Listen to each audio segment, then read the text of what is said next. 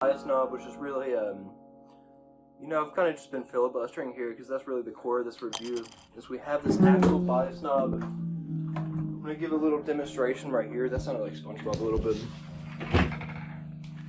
So yeah, right here all the way on the right, we have this bias knob.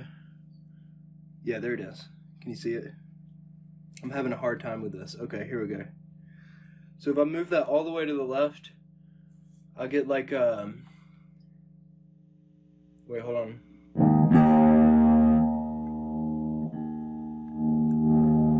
Let me make sure I get it right here. So yeah, if I move it all the way to the left, I get like this more...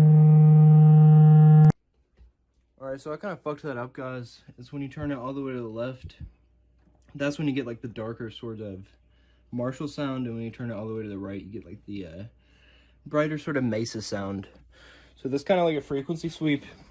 It just changes the way the distortion sounds and adds like some versatility to your amp setup, because like depending on where you put this, you can kind of get it to like sound like different amps and stuff. That's our tune. Unbelievable. Just fun beat string. But yeah, I'll show you a little bit. So I'm gonna turn it all the way to the left. That's our Marshall sound. Marshall is like, it's dirtier sounding. There's not as much clarity between the notes, but it's like a classic rock and roll kind of sound. You can get a sound coming off of here. Yeah, you can just hear how dirty that kind of sounds.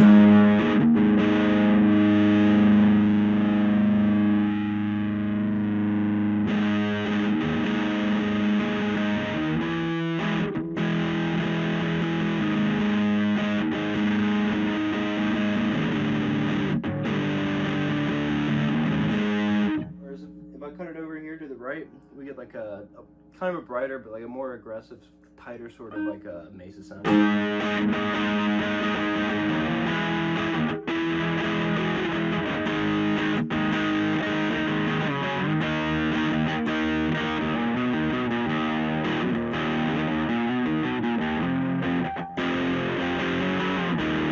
if I set it in the middle, we'll get somewhere in between. Might change the EQ just a little bit randomly, and then